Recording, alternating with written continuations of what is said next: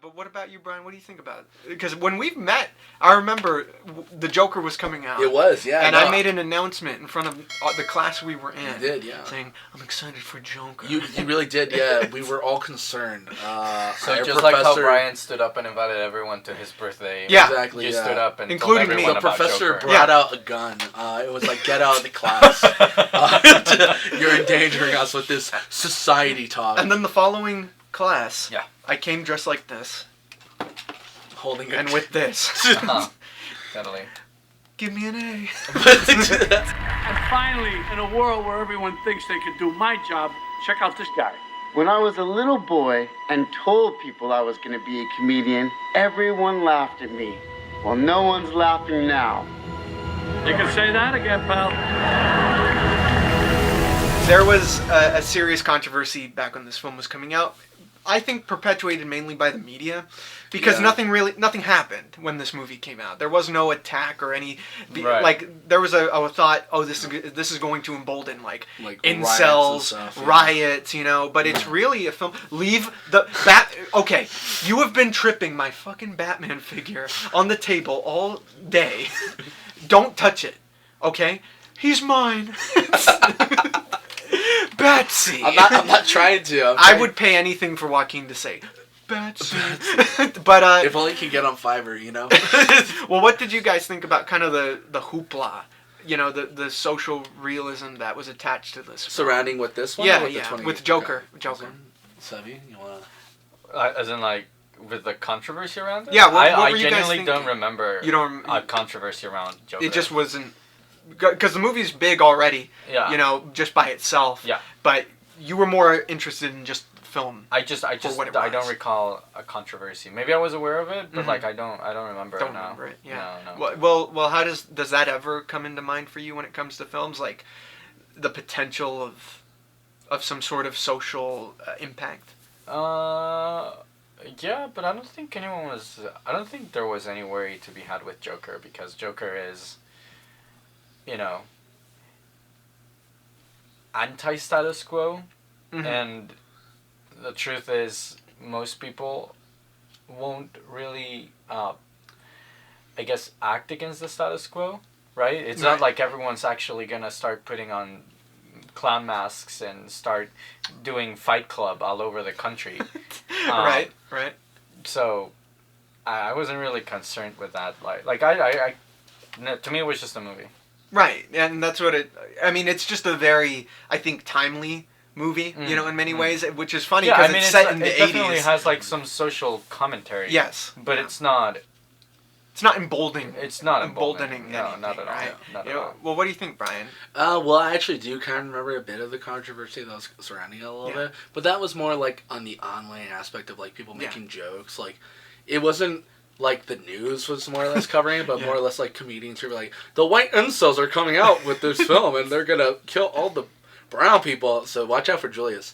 But like even then, like it was just like jokes, so it was just like okay, like, and even then, like still like really bad jokes, so it's just like okay, well I don't really think there's a real controversy, more like just a fear mongering. And also I think like we were talking a little off camera about like with the whole something similar with the whole Aurora shooting and stuff like that. Yeah. I think people were just, maybe they were a little hesitant with like, oh yeah, Joker and stuff like that, and then someone might else do something.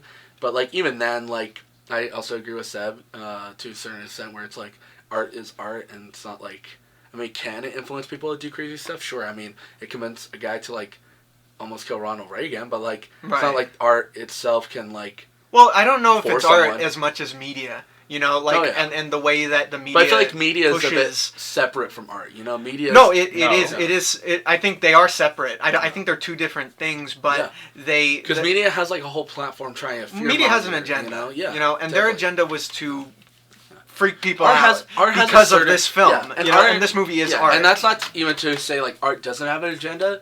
Like art does, but at the same time, art doesn't have like a moving forward agenda to corrupt or. Like, here's the thing. It has the ability to influence, but media has the ability to corrupt, you know? I think what it comes down to is that media, and what I mean by that is like the news, yes. you know, and websites even, even like websites that are dedicated to this genre, like comic even books. Bubbling They Cinema. have even Bubbling Cinema. They're businesses. You know what I mean? And they have to keep running. And that's the thing when you start. What is a better attraction than fear for people? You son of a bitch! I feel bad. I feel bad. Leave my Batman figure alone. There, he's good. He's good. He's not gonna You go bastard! down. It's a beautiful figure. It is a great figure. Grab him. Okay. Show him to the audience. I think there is some caution to be had. With Sebastian's like, no, don't show him. Like movies or films, because they are still media, and even though it's art, it's like it doesn't make sense to say that it can't corrupt. Because take a look at something like I'm blanking on the name of the film, but it was basically I think it's Woodrow Wilson's favorite film. Brian, what film am I thinking about? Woodrow Wilson's? Yeah. The one where there's like it basically makes the KKK look like the good guys. Oh, you're talking about what is it? God. Birth of a Nation. Birth of a Nation. Yeah. So and it essentially whitewashes what happened during the Civil War. Yes. And then people start taking that as like historical records of what happened, and then suddenly people aren't like they think, oh, the KKK, well, they're not that. Did you see Birth of a Nation? It's not that bad. Like, no, yeah, and so absolutely. I think like there is caution to be had with media, but like right, the status quo, and like I think that's why the status quo is kind of important, and it's like Joker again. It's a fantasy completely through and through.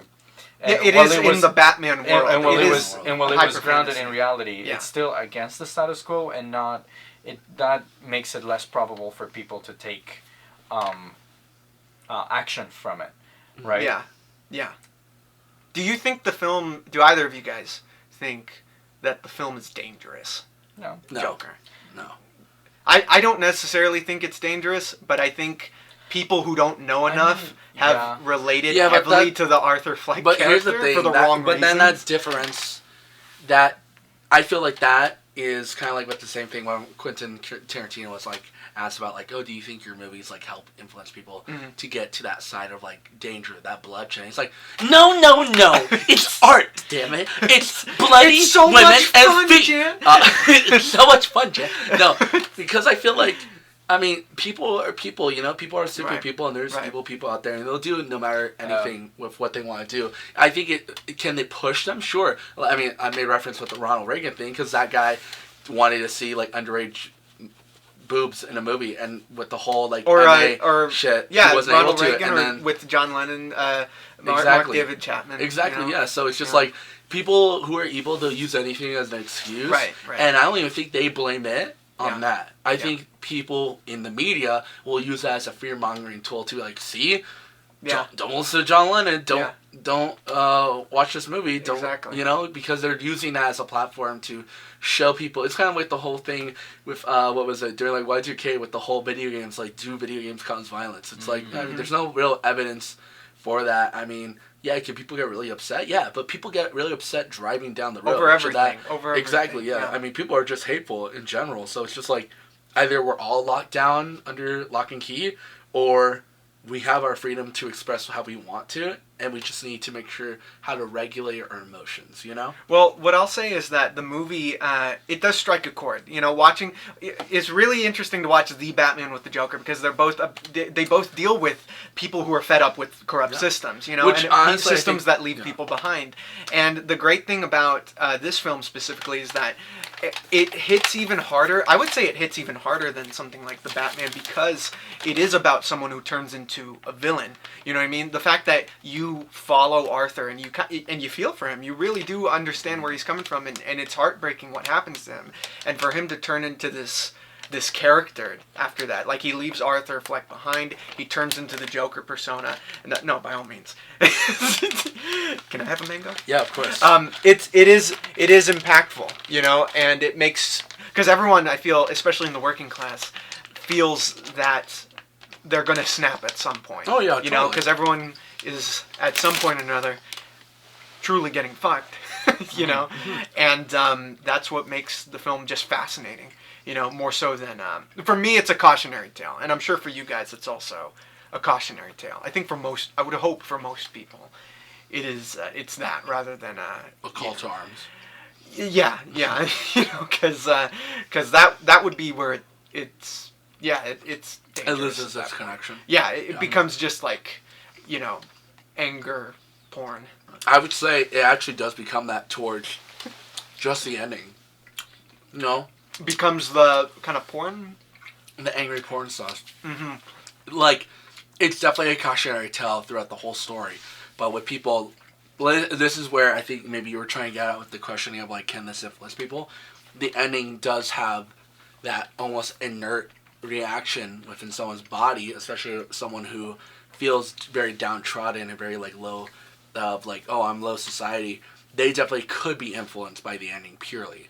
Yeah. It's a great high note to leave it off for a film, but if people... And it's what you want to see with the movie about the Joker, but if people are concerned about that, and if people are concerned to be careful, like, Todd Phillips really did care on, like, if he wanted to make sure not to influence people, he probably shouldn't not end it off on that, but I think Todd Phillips is a smart man and a smart director, and he understands art is art, and anyone who, like, is influenced by the ending or influenced by anything that the character is doing is really stupid. Yeah, well, the movie deals with civil unrest. I mean, we all know, and I know you know, Sebastian, there's a whole kind of eat the rich mentality, I think it's prevalent amongst young people especially, because we don't have, a lot of young people don't have generational wealth. Mm-hmm. Like, for example, the Waynes do. In this, like, Thomas Wayne, dude, that dude is, like, a scumbag in this film, The Waynes are portrayed much more... would you say malevolent? Oh, really? Okay, I was going to say malevolent. Yeah, in Joker. Yeah, absolutely. Malevolent. Like they have their wealth and they hoard it. They call the people in lower classes clowns. Malevolent. Oh, I'm thinking like benevolent. I was thinking benevolent. Okay.